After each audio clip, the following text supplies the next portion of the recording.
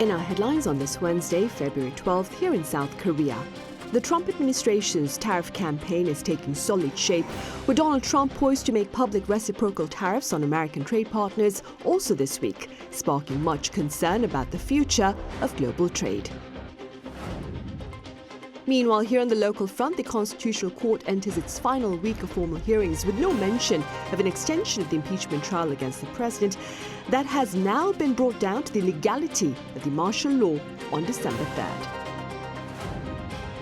And the fate of the truce between Israel and the Palestinian militant group Hamas remains in limbo amid the exchange of hardline rhetoric, including the most recent threat by Prime Minister Benjamin Netanyahu, who claimed attacks against Hamas would resume if hostages are not released.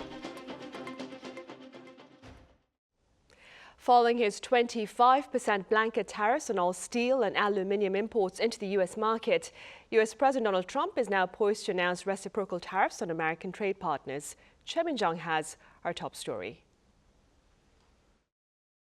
The U.S. is anticipated to announce plans to impose reciprocal tariffs on other countries as early as Tuesday or by Wednesday at the latest. I'll be announcing probably Tuesday or Wednesday at a news conference reciprocal tariffs, and very simply, it's if they charge us, we charge them. Trump claims that introducing reciprocal tariffs will create a fairer trading environment for the U.S. In theory, the U.S. would apply identical levies on imports from a specific country that the country imposes on American exports. Pundits say one of the most significant countries impacted by reciprocal tariffs would be India. In 2022, India imposed an average tariff of 9.5% on American products, significantly higher than the 3% rate the U.S. imposed on Indian goods. Europe will also likely face reciprocal tariffs. The U.S. imposes a 2.5% tariff on cars from BMW, Mercedes-Benz, and Volkswagen, while the EU charges 10% on American auto imports. On top of that, there is the question of how Trump will handle value-added tax in the EU, which averages at over 20%. Well, the European Union charges us 20% plus a VAT tax, called a VAT tax, very similar, and it costs us an absolute fortune. We are treated so badly. If Trump takes a country-level approach, countries with which the U.S. has free trade agreements, including South Korea, are likely to remain unaffected, as most products are tariff-free. Most of the goods that Korea sells to the United States, as well as most of the goods that U.S. sells to Korea, are covered by the Chorus FTA, which means that they have zero tariffs. So the reciprocal tariffs will probably not affect Korea that much unless Trump specifically targets Korea. Given that South Korea posted a record trade surplus with the U.S. last year, there's a possibility that President Trump could target this issue. Nonetheless, the White House has indicated that reciprocal tariffs may not be implemented immediately this week, as Trump focuses on reviewing existing tariffs. Choi Min-jung, Arirang News. In response, government officials here are scheduled to hold an export strategy meeting next week amid the mounting uncertainty over global trade. According to Acting President Choi Sang-mok on this Wednesday, the meeting will thoroughly review the potential impact of U.S. tariffs on steel and aluminium imports for South Korean companies and seek an effective response mechanism.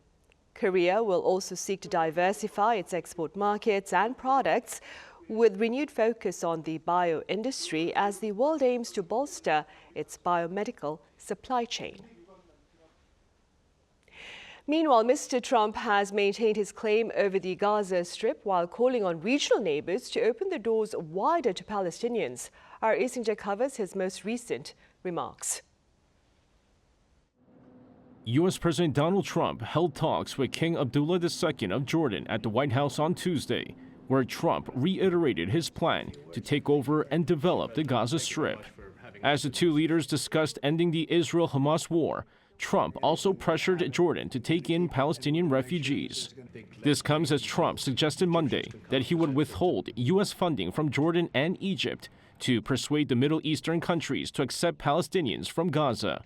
While King Abdullah II did not say Jordan would be accepting the Palestinian refugees, he offered to take in 2,000 sick Palestinian children.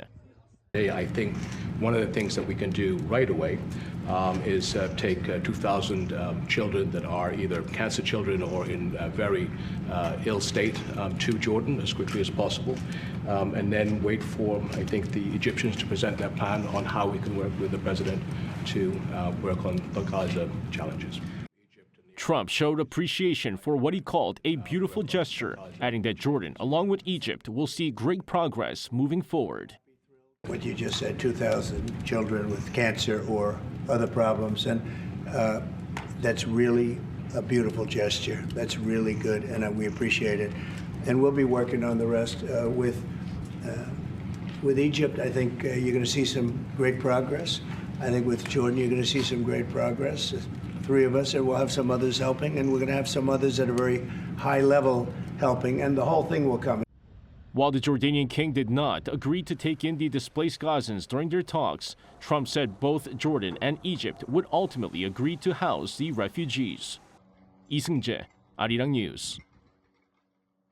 And over in the Middle East, Israeli authorities and regional militants that continue to trade tough rhetoric about the fate of the truce in the Gaza Strip amid uncertainty over the release of additional Israeli hostages by Hamas this coming Saturday. Our Choi Soo-young has the latest. Israeli Prime Minister Benjamin Netanyahu warned the Palestinian militant group Hamas on Tuesday local time that the ceasefire deal could come to an end. The decision I passed unanimously in the cabinet is this: if Hamas does not return our hostages by Saturday noon, the ceasefire will end, and the IDF will return to intense fighting until Hamas is finally defeated. This comes after a Hamas announcement on Monday that it would indefinitely postpone the release of 3 hostages scheduled for Saturday. Hamas said Israel violated the ceasefire agreement by firing on civilians and blocking the delivery of aid supplies. Recently, Israeli forces opened fire in northern Gaza City and southern Khan Yunis, killing 4 civilians. Following Netanyahu's statement, the Israeli military announced it would deploy additional reserve forces near the Gaza Strip. Amid the growing tensions, experts said it was necessary to wait calmly to see if better negotiations could take place. So, I think as far as what will actually happen, it's probably best not to get ahead of ourselves. It's not inevitable. But certainly if the hostages aren't returned by noon, I think it's very likely that a resumption and an escalation of fighting will ensue. Meanwhile, the Iranian-backed Yemeni Houthis warned that they would also attack Israel if it resumes the war. The Houthis, who support Hamas, have been threatening foreign ships passing through the Red Sea since the Gaza conflict began. On January 19th, after a 6-week Gaza ceasefire deal was agreed to, the Houthis also stopped their attacks. Choi Soo-young, Arirang News.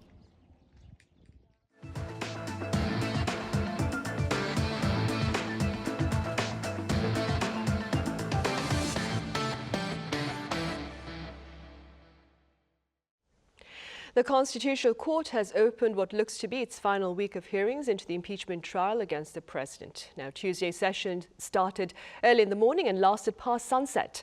Our senior correspondent Oh Seong recaps that hearing. President Yoon Suk-yeol's martial law was ill-advised but lawfully proclaimed, according to officials who were present at his office on the night of December 3rd.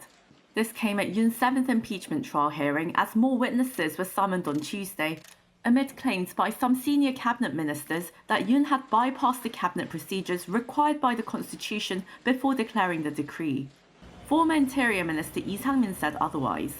While admitting a cabinet meeting hadn't been called in advance, he said the 7 or so members who initially gathered at the president's office waited for the 11-member quorum to be filled, after which Yoon spoke briefly before proclaiming martial law on live TV.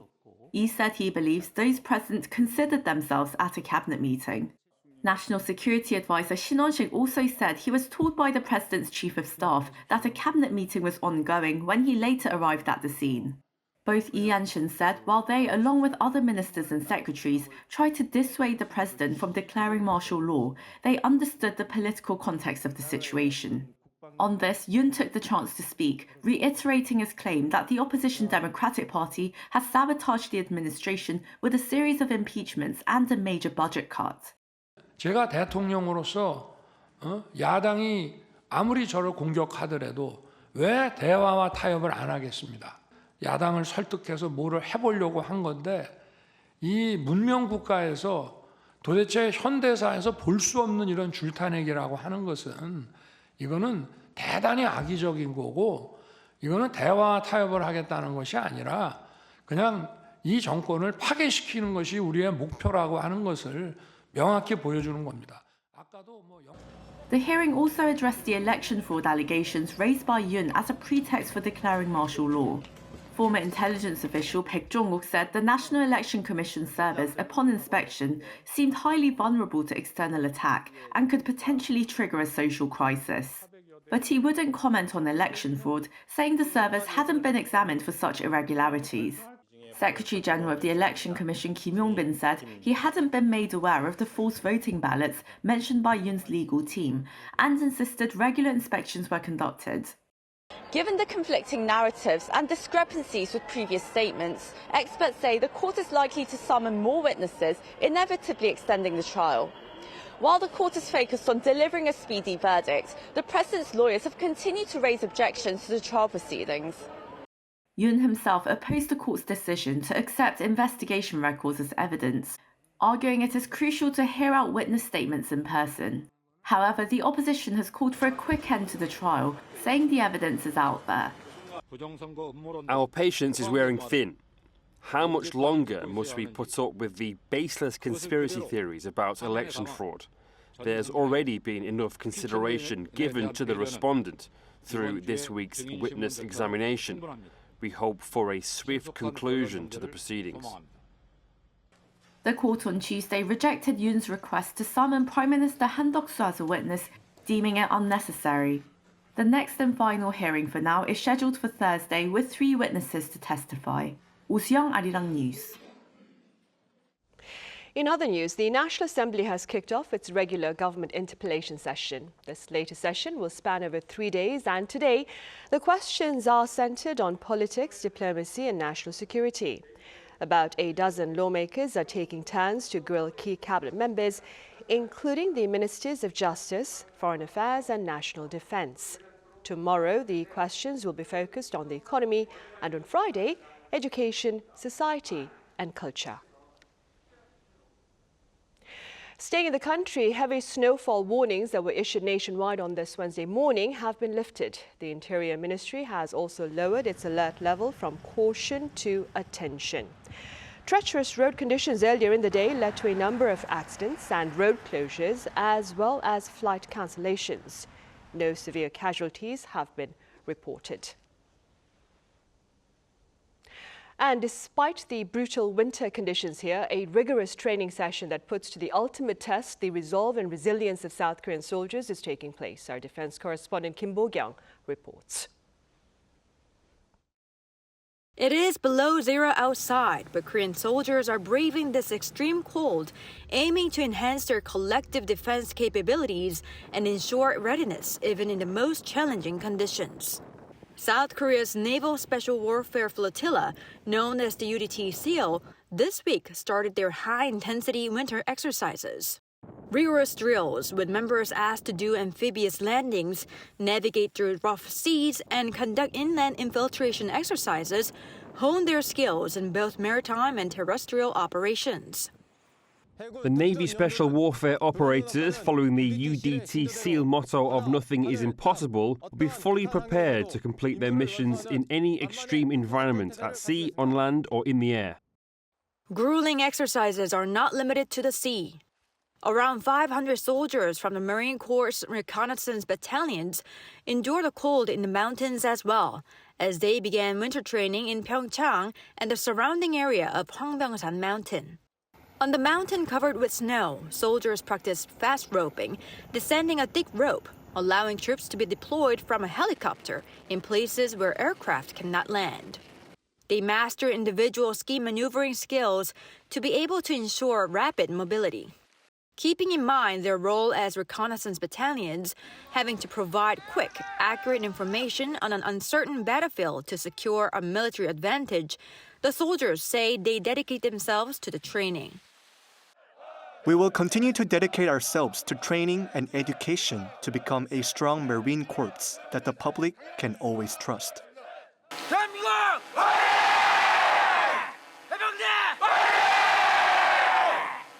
김보경, Arirang News.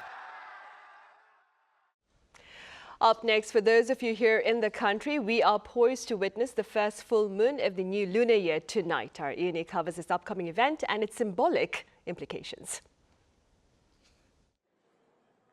People of all ages are enthusiastically writing down their wishes. That's because it's Jeongwol Daeboreum, or the Great Full Moon Festival. I wrote a wish for the health and peace of my beloved family and for all their endeavors. I wish for my family to stay healthy and safe. Jeongwol Daeboreum is a day celebrating the first full moon of the lunar year, celebrated on the 15th day of the first lunar month, and in the year 2025, it falls on February 12th.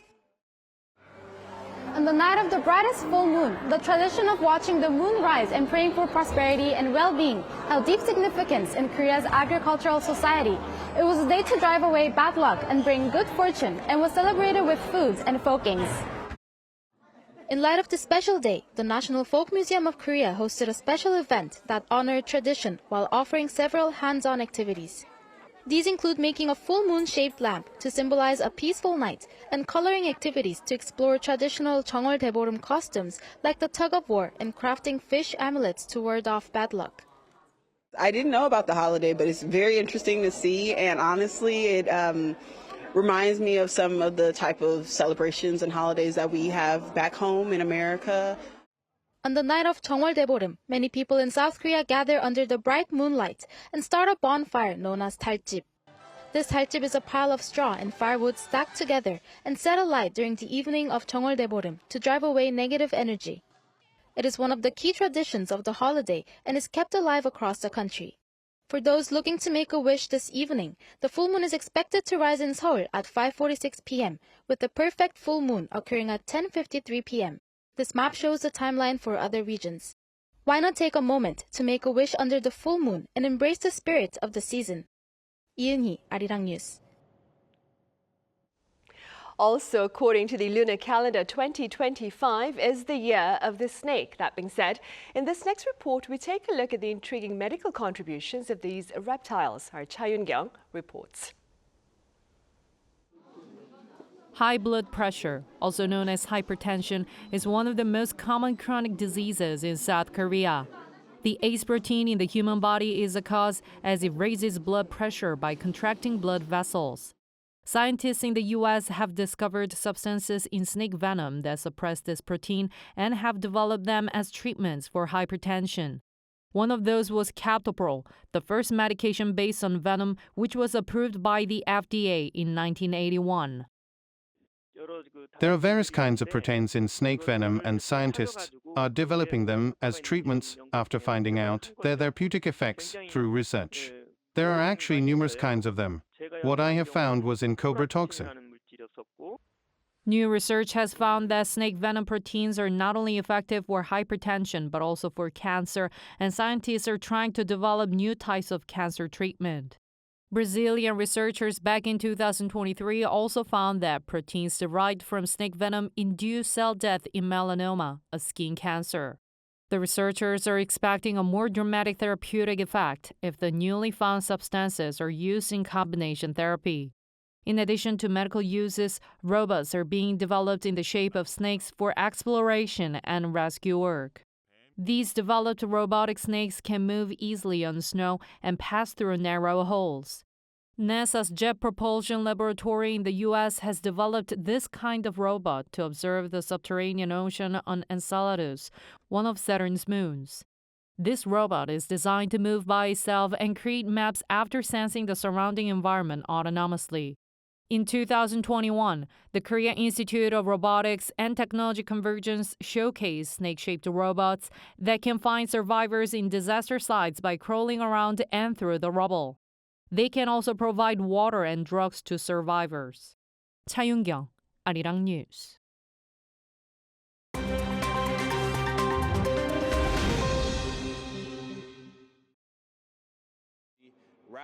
This is The World Now, bringing you the latest stories from around the globe. At the recent AI Action Summit in Paris, the United States and the United Kingdom declined to sign a declaration aimed at promoting open and inclusive artificial intelligence, setting them apart from 60 other nations. On Tuesday, the US and the UK chose not to join the list of signatories of the Statement on Inclusive and Sustainable Artificial Intelligence. The statement had received support from countries including France, China, and India. U.S. Vice President J.D. Vance expressed concerns that strict regulations might hinder innovation, stressing the nation's preference for pro-growth AI policies. The UK government cited concerns about national security and global governance as the reasons for not signing the declaration. Contrastingly, French President Emmanuel Macron said we need these rules for AI to move forward. OpenAI CEO Sam Altman says he has rejected Elon Musk's offer to acquire the firm behind ChatGPT, intensifying the ongoing rift between the two figures. On Tuesday, a consortium of investors led by Elon Musk proposed to buy the nonprofit that runs OpenAI for approximately $97.4 billion in an attempt to take control of its research and strategic decisions. However, OpenAI CEO Sam Altman declined the offer, saying it was ridiculous and that it was not for sale. Instead, he suggested buying the social platform X, which is owned by Musk. Musk, who co-founded OpenAI in 2015, left the organization in 2018 and has since been highly critical of its direction. His ongoing legal battle with OpenAI claims that the company abandoned its founding mission by partnering with Microsoft and is shifting toward a for-profit model. In the U.S. state of Arizona, one person died and at least 3 others were injured on Monday afternoon local time when a private jet collided with another aircraft. The private jet owned by Vince Neil, the lead singer of rock band Motley Crue, collided with a parked plane as it was landing at Scottsdale Municipal Airport. The arriving jet reportedly veered off the runway before crashing. 2 pilots and 2 passengers were on board Neil's jet, and 1 person was in the parked jet. 3 people were taken to hospital for treatment. Neil was not on the plane. Finally, in Iraq, the country's foreign minister on Tuesday announced the successful recovery of Iraqi artifacts from Japan and Switzerland.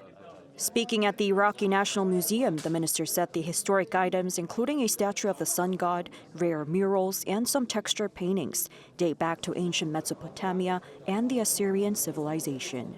He said that some of the recovered artifacts had been loaned to Japan in the 1970s, adding that the returned items are not just objects, but integral parts of Iraq's national identity. Iraq's government has been using diplomatic channels to recover items stolen during years of conflict in the country. Choi Ji-hee, Arirang News.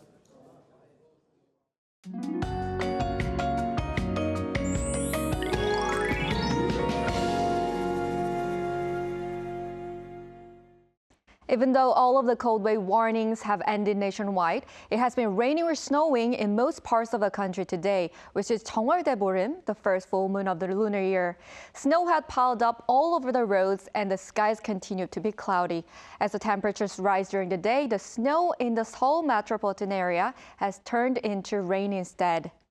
As for the rainfall and snowfall, up to 8 centimeters of snow will fall in inland areas and the mountainous areas of Gangwon-do province, 1 to 5 centimeters in northern Gyeonggi-do province, Chungcheongbuk-do province, and Gyeongsang-buk-do province today. You should be careful on icy roads tomorrow morning with Seoul and Daejeon at -5 degrees Celsius. Daily highs will move up to 7 degrees in Daejeon, Gyeongju, and Jeju, 9 degrees in Busan. The moon will rise at 5:46 in Seoul today. It will become its roundest at around 10:53 tonight. Enjoy the full moon. That's all for Korea. Here are the weather conditions around the world.